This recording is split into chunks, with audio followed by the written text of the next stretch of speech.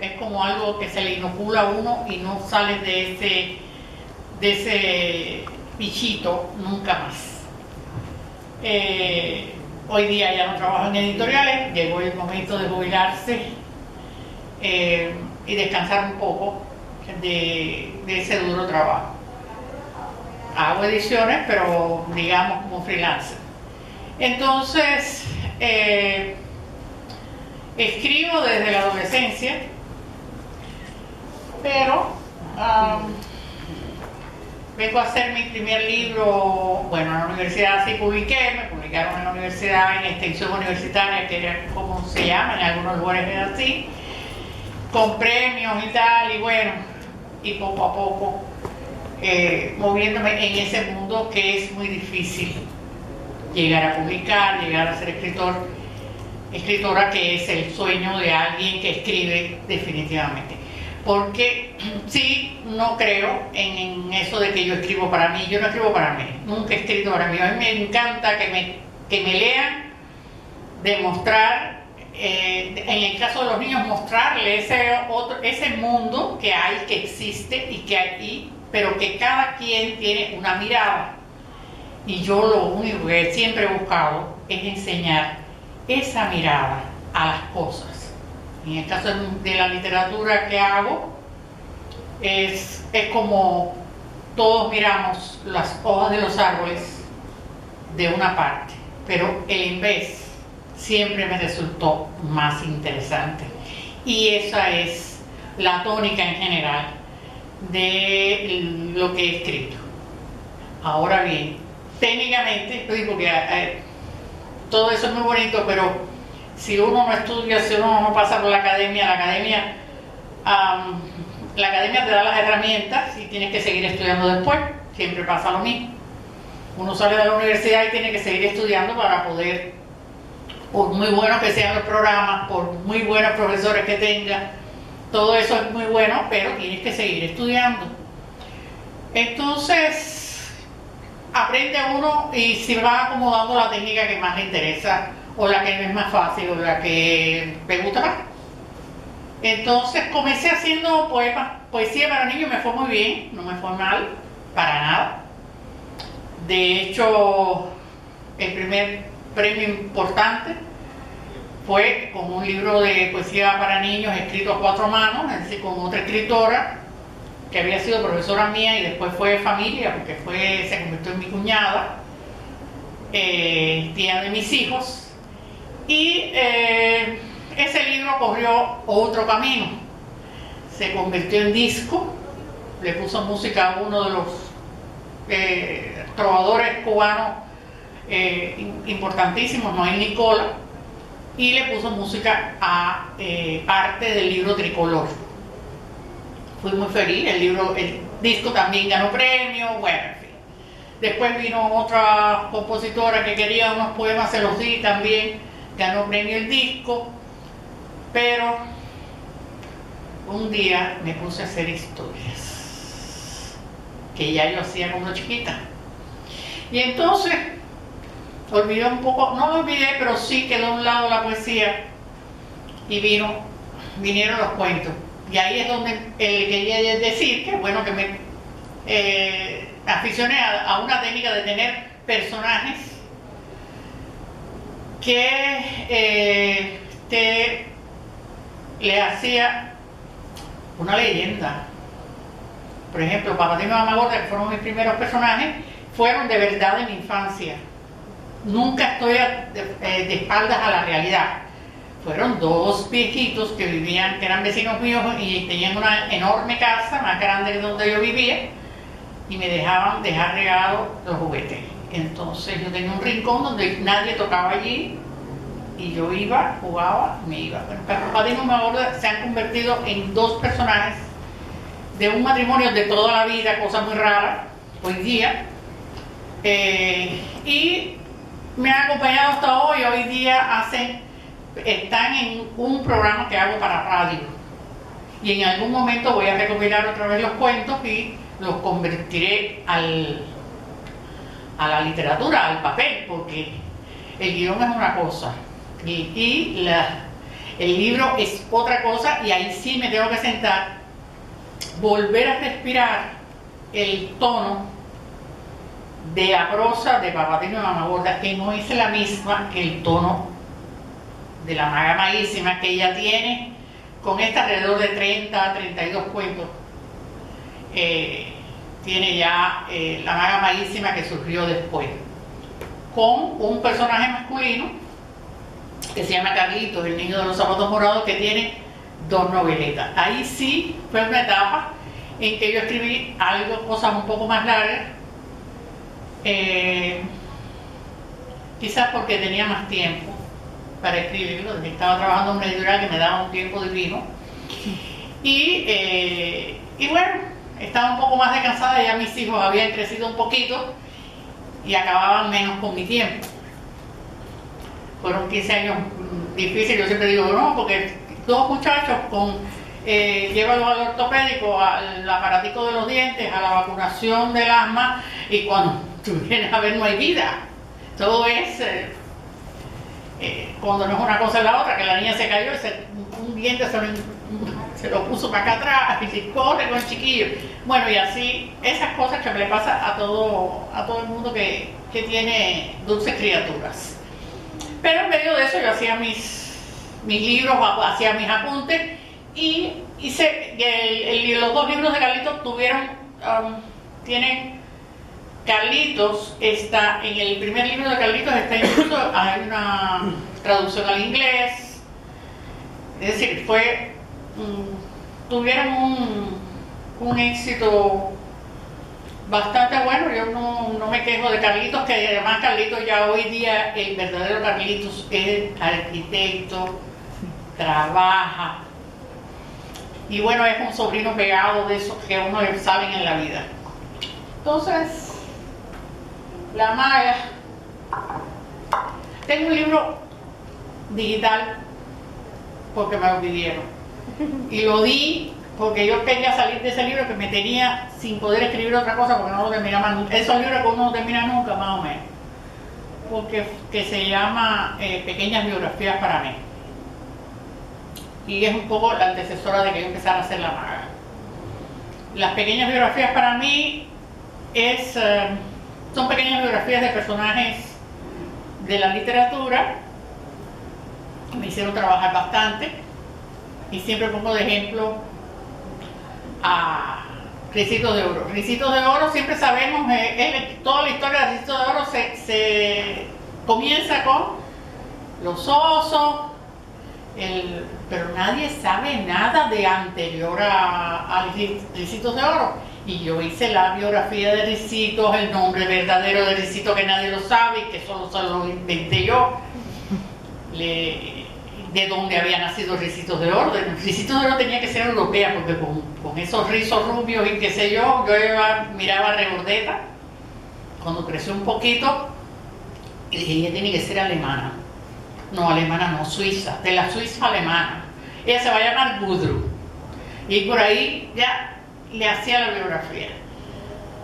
Después había un cuento, pero ¿qué es lo que pasa? Gudrun, lo que está detrás de Ricitos de Oro, en realidad, es la diversidad y el entender al otro. Ahí Ricitos nunca se preocupó por entender a nadie ni a los osos, pero los osos la incluyeron en su familia y la iban a ver ya cuando ella era grande y todo, porque ella cuidaba las vacas de la parentela. Entonces, hice otro cuento que tiene que ver con el miedo colectivo, que hace que las personas se despiertan lo peor de las personas, de los miedos colectivos, y querían acabar con un dragón que nunca fue malo, pero la gente le cogió miedo y era a matar al pobre infeliz de Alomio. Y por qué prácticamente se lo tuvieron que quitar, se tuvo que deshacer de él, que crió a Alomio. Sí, todo es un poquito, no es doloroso, pero bueno, es lo que cuenta. En Cuba, todos los niños de Cuba, lo primero que tienen, el libro primero que generalmente tienen en su biblioteca es La Edad de Oro, donde hay una versión, que es el libro de José Martí, donde hay una versión del Camarón Encantado. que es un cuento europeo, etcétera, etcétera. Él hace la versión, pero yo cogí el camarón encantado y hice una historia del camarón encantado tropical. Y bueno, así es que se lo di a una editorial panameño, donde trabajan también cubanos. Y las pequeñas biografías andan por ahí dando vueltas. Ahora fue que tuve un libro en la mano, porque mi hija me lo compró, me dijo, yo lo tengo aquí. Cuando salió yo lo mandé a comprar.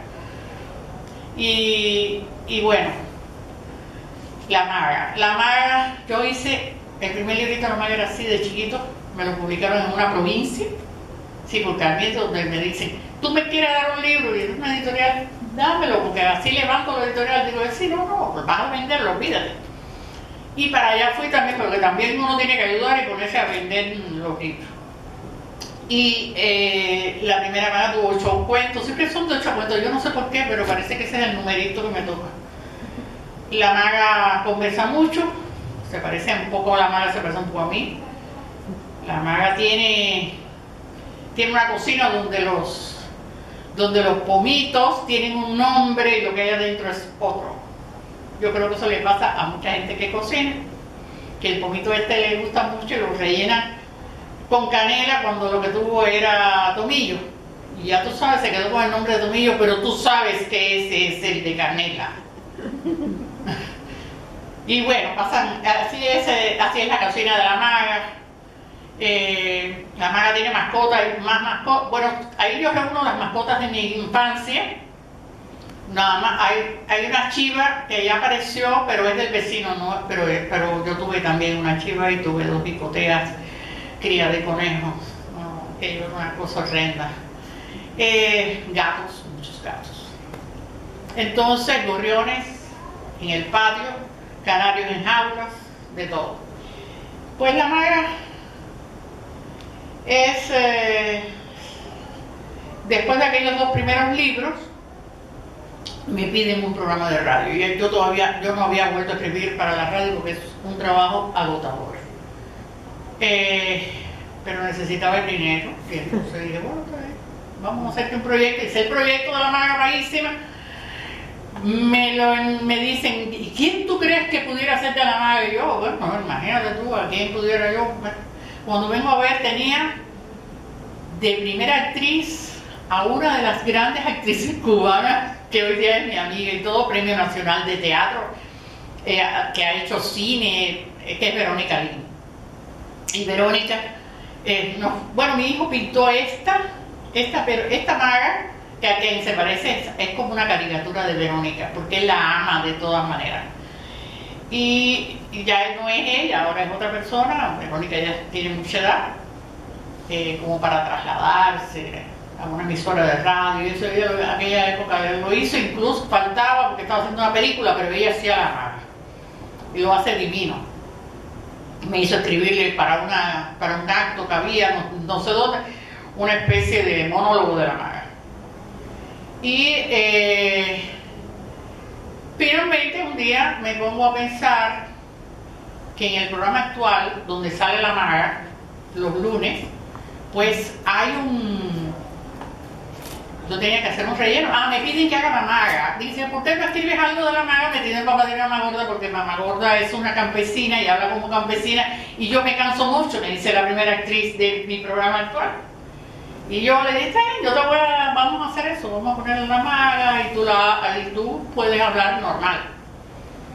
Y deja a Mamá Gorda que sea la campesina. Perfecto.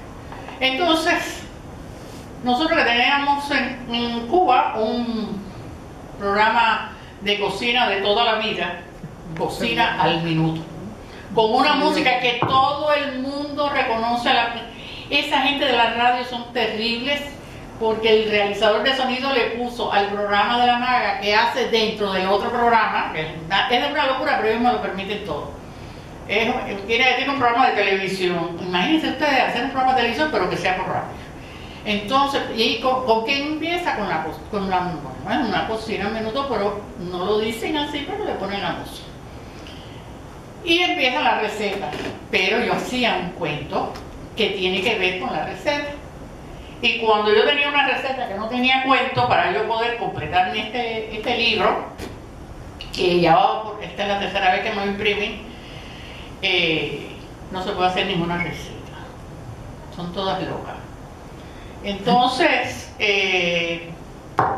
nada, yo me divierto, sobre todo, yo me divierto muchísimo, muchísimo, muchísimo escribiendo. El día que no me divierto, lo dejo, porque digo, me estoy poniendo muy pesada y no voy a hacer nada, de aquí no va a salir nada derecho. Cierro y me voy. Y si estoy de buen humor, pues nada.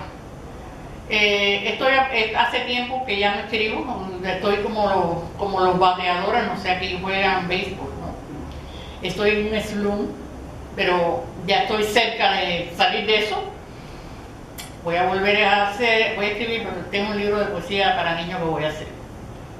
Y algo saldrá de la maga, porque ya la maga está molestando con todo lo que tiene. Entonces, dije, bueno, voy a hacer lo mismo. Voy a escoger varias recetas que me permitan a mí sacar los cuentos, trabajarlos para libros y listo. Y así hice La Maga Malicia. ¿Qué me pasa a mí como escritora? Claro, que el oficio de editor me influye mucho a la hora de armar un libro, porque los libros tienen una dramaturgia.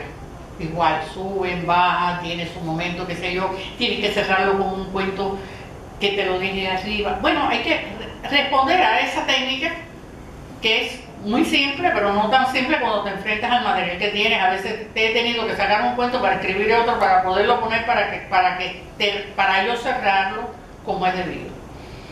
Entonces, estos cuentos que están todos sacados de la dura realidad,